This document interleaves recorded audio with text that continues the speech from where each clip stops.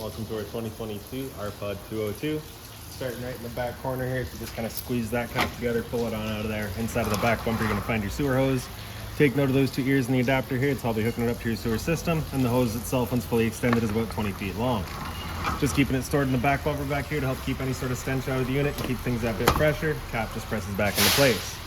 In this corner, as well as in each corner of the trailer, you're going to find these stabilizer jacks here. So what they do is they just run down to the ground, give it another turn or so just to firm it up, and that will get rid of any sort of bounce display that you see you got in the unit right now, just to keep things firm while you're out camping. Straight up from there, you're going to find your power inlet. So just pop that open. You'll find a little notch in the bottom corner. It's going to line up with this notch here. Press those in together, little 1/8 turn will lock it into place, and then you get the threaded collar in the back there to really lock it down. Following the cord back, you're going to find a standard 30 amp end there. Most campsites will have that. You can just plug straight on in and you're good to go. We do also provide you with a 15 amp adapter, so if you're looking to plug in at home to charge your batteries or run your fridge, you got the power to do so. Right beside that's your cable and satellite inlet. Coax cable plug into there, fires up at your TV location.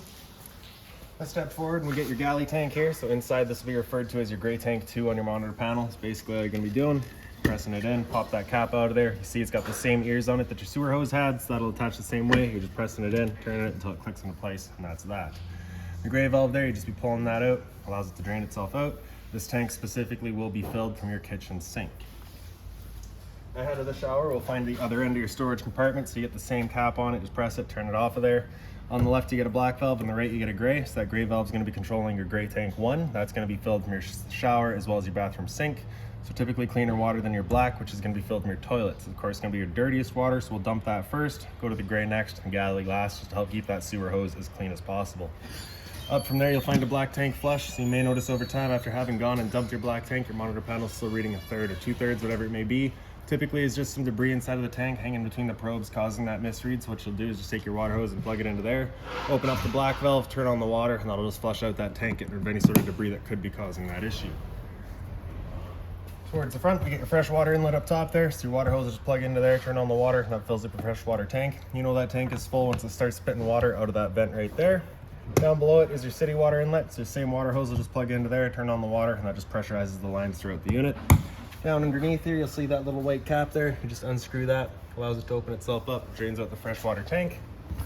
And from there, we get your storage compartment. So as you open that up, magnetic latch holds it open for you. Inside of here, you'll find your water hose. Inside of that water hose is that park adapter for you. So your 30 amp cord into there, 15 to a standard outlet.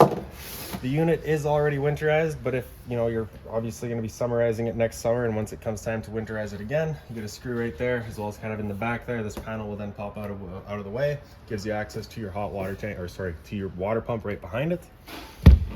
That storage compartment did also just see straight through to the other side. Around front here, you'll find that little black box on the frame there. That's your battery disconnect switch. So with it out off to the side, that's it of course turned on. Turn it up and that's it then turned off.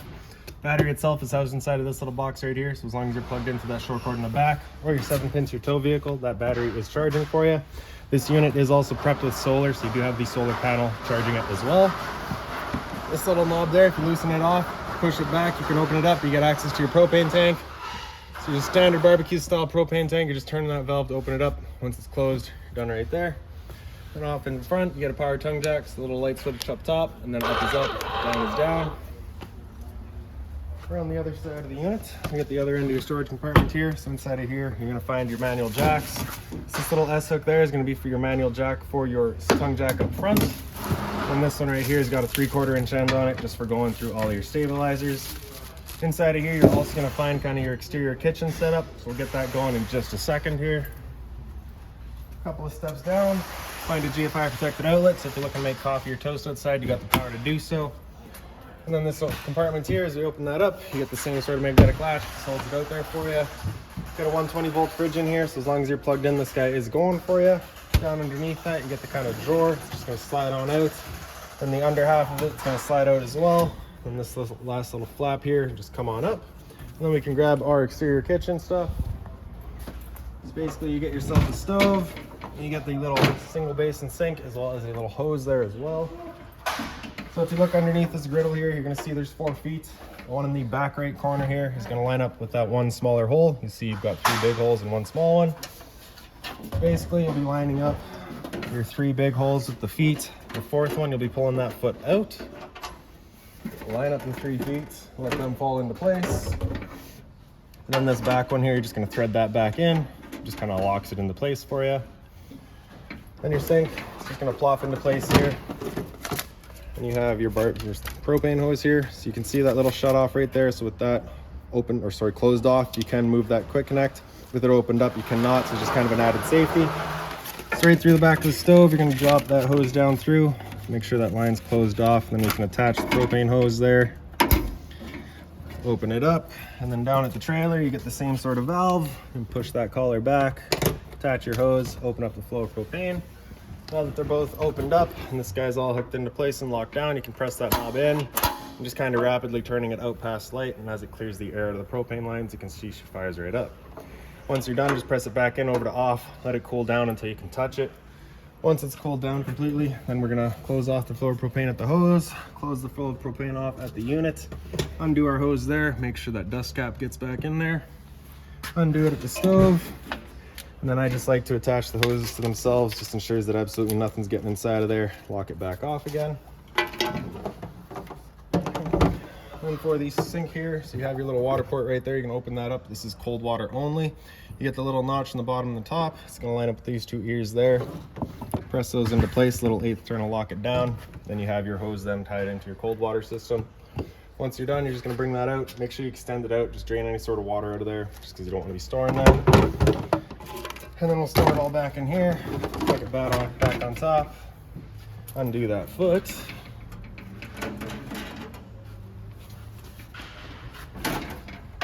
And then we can just store it back away.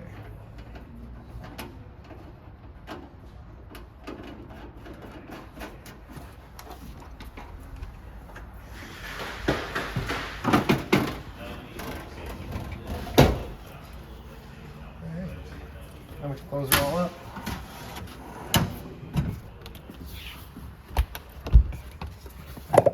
So straight up from there, you're gonna find your two exterior speakers. Right in between is kind of your porch light there. Right behind the entrance is your hot water tank, so you get that keyway there, you're gonna line that up and then you can pop it on open. Your control for turning it on with electricity is down in the bottom corner here. For turning it on with propane, we've got a switch just inside of the unit. So once you get inside, I'll go over that. And once I do go over that, I will go over a reset procedure as well. The button that I'll refer to is just right here.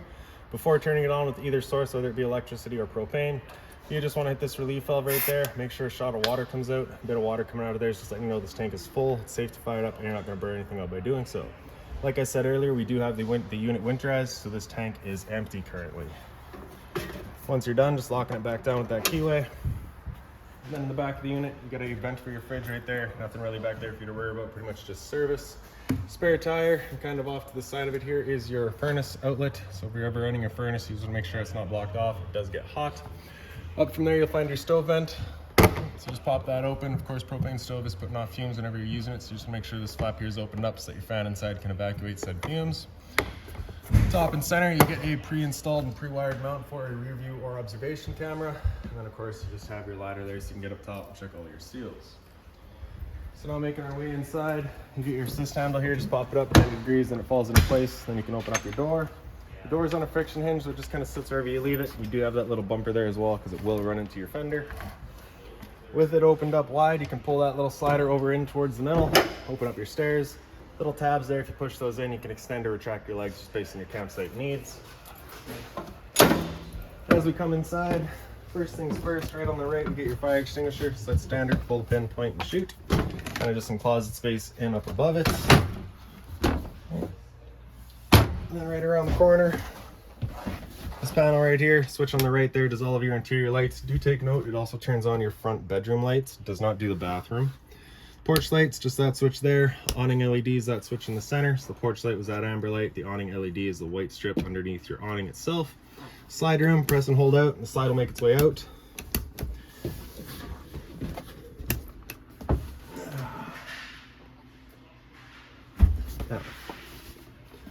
All right.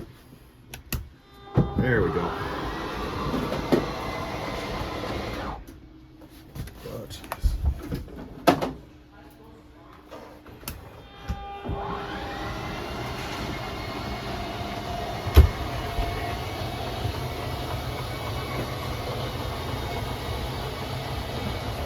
So once that slide's fully extended, it'll just kind of stop in place automatically and automatically square it, then it turns itself off.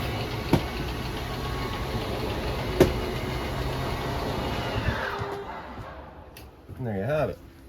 On the left side there's your awning. Press and hold extend and the awning makes its way out.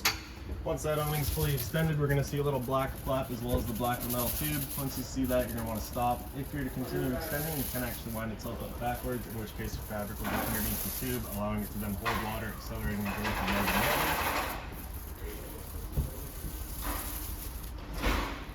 I don't know if we're going to quite... there's the flap, so good enough, really.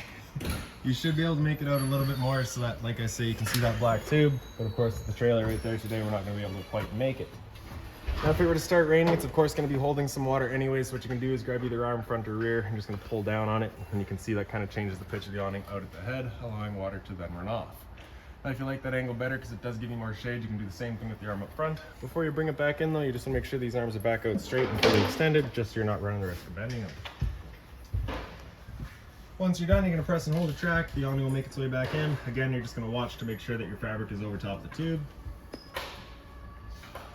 And another thing to keep in mind with your awning is once you get up to about 15-20 kilometers an hour wind, it is catching all that wind, so you just want to bring it back in. Again, just so you're not running the risk of bending your arms. And so once that guy's closed up all the way, the electric motors will just kind of stop in place and just kind of hold it firmly against the side of the unit for you. So to the right of that, you get your monitor panel. In the bottom right corner, you get your water pump switch. So as you turn that on, turns on your water pump, drawing out of your fresh tank to pressurize your lines. Water heater's right beside that, so as you turn that on, you should get a little check light up there letting you know the ignition sequence will start. Once that sequence is started, that light will go out. It's going to try that 3 times. If after the 3rd try it hasn't fired up, it's at that point you'll be going using that reset button that we'd shown you. And then you get your power outlet beside it, USB outlet beside that as well. And then in the top of that, you get your monitor systems. On the bottom, you have batteries. You can see we're currently charging. Because we're on solar, you should pretty much be charging all the time, unless of course you're in night or you don't have sun and your batteries are in fact going down. As they do start going down, you'll see good, then you'll see fair, and then low. Fresh tank, as you fill that up, will go to 1/3, 2/3, and full. Same idea for your black, your gray 1, and your gray 2. So outside, your gray 2 is marked as galley, gray 1 is going to be that front one with your black tank. Stereo is kind of right down below that. Top right there, you get your power button. That's going to turn it on. Press it again, that meets it. Press and hold to turn it off. Bluetooth, and you can get through all that and connect to your phone. AM, FM cycles through all your bands. Auxiliaries just right in the front here. Then you get your pause and play. Your 2 seeks there. Zone 1 is your inside set of speakers. Zone 2 is your outside set. Dial there is your volume. Press it and you can get into all your settings. The storage down on the bottom here, as well as your fireplace right down on the bottom. Power button on the right there turns it on. Center right, you have your kind of back flame color. In the middle, you have that bottom illumination. On the left, you have your temperature, so it's low and high.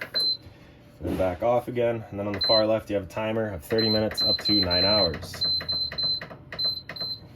Once you're done, just power button, turn it back off. Beside that's a little bit more storage. Down underneath that we get your converter. Press the top and center and she pops on open. All of your breakers on the left side there, whenever a breaker breaks, will sit in the middle, so just turn it off and then back on to reset it. And on the right side you get all of your fuses. Whenever a fuse pops, you get a little red LED right beside it letting you know exactly which one went. So to kind of show that here, I'll just pull this fuse out real quick. You can see it then goes red, letting you know that fuse is obviously not there.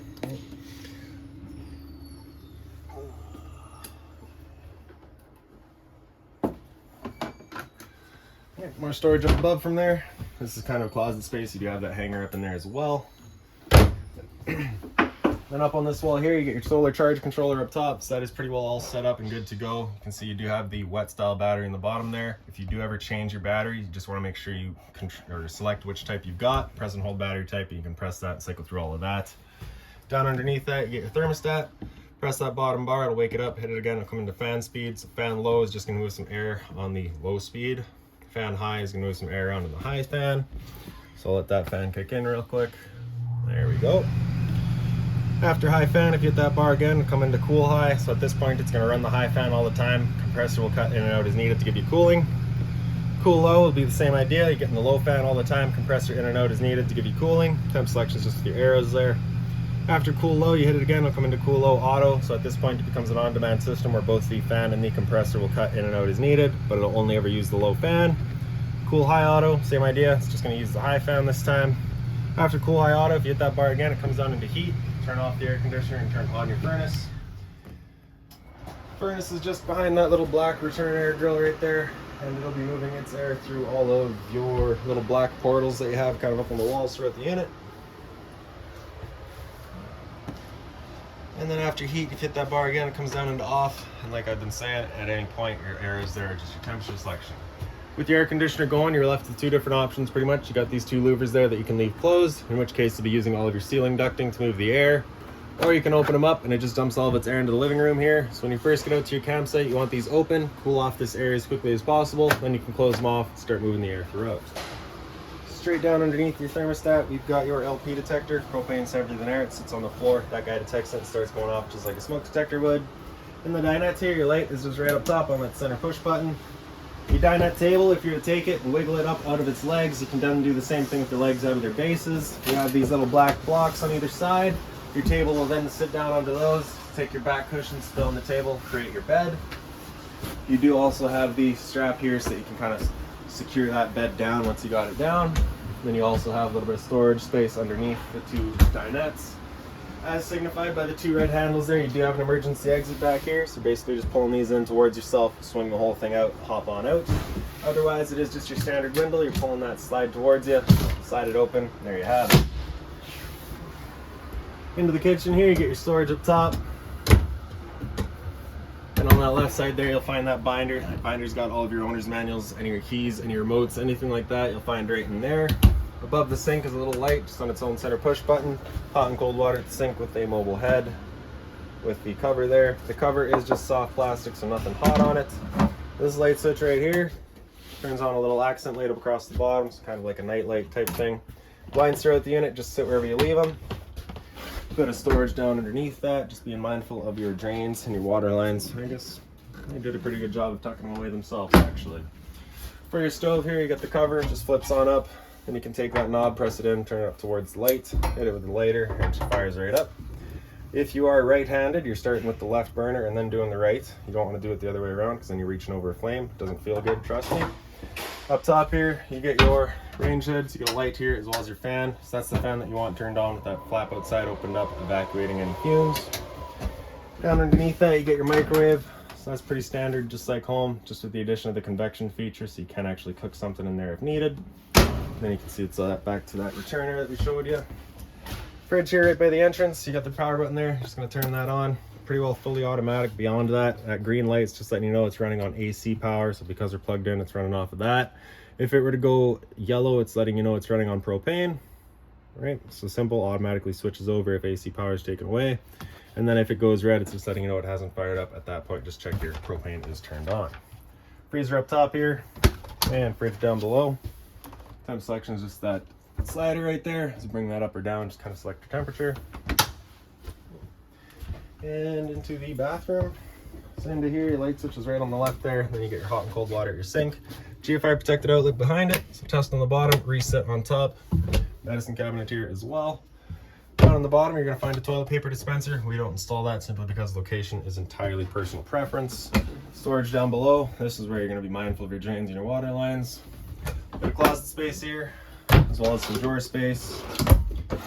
And your central back down below it as well. So basically slide that open, your hose would attach to here. The units do not come with the hose, it is kind of an add-on feature, but you do have the vac here already.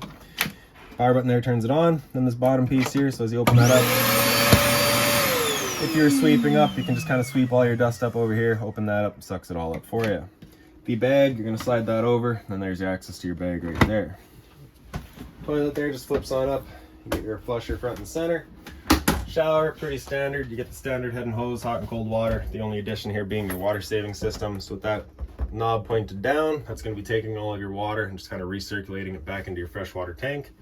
Or you can bring it up and then it'll use your shower as you would normally. So basically what you want to do is while you're waiting for your hot water to actually get here, you'll point that down and just kind of recirculate your water just so you're not wasting it. And then once you do have your hot water here, you can flip that up and take your shower as you would normally. Above my head is your roof vent. You're going to pull that knob down, turn it to open it up. And then in the corner here, you get your switch, or your button there, I guess. So you get 1, 2, 3, and 4 different speeds. Hit that power button again after 4, it comes back down into 1. Hit that off there to turn it off. And once you're done, just turn that knob to close it down. Once you have it closed tight, you're going to press that up into place and you'll hear it kind of click. That's just it locking into place. So both of your doors are just on sliders there. You just get that one little little travel latch, pull that out of the way. There you go. TV backer here, power outlet for it. So that's 12 volt outlet, 120 volt outlet. This right here is going to be your cable and satellite outlet. So your antenna for there as well. You can turn that button on right there, give you that green light, letting you know your antenna is in fact turned on. All the storage down below it, as well as under the foot of your bed. On this side here, you get a power outlet as well as a USB outlet, and a little bit of closet space here as well. The other side is where all the fancy stuff is.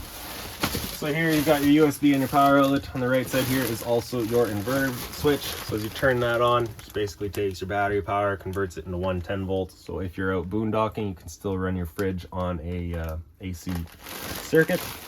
Then that light switch right there, as you turn that on, there's the two kind of closets there. This window right here is your emergency exit. So you're pulling that red tab to get rid of the screen. Take this handle here, throw it outside, hop on out. And then lastly, right up at the front here, it's the same sort of blind that you got throughout the unit, just with the addition of the little clip there. So basically you got your bottom half, that is your blind, top half, which is your screen. And if you have them both out of the way, you got your window right there, so you can just undo all of your latches, swing that out, and you have your open window. Okay. Once it is swung out, you have a little strut on either side. You're just going to tighten those knobs down. That'll lock it up for you, and that's that. Last thing I'll go over, your smoke detector. Pretty straightforward. There you have it. So that's about it for this unit. If you've got any other questions on it, please feel free to give us a call, 204-237-7272.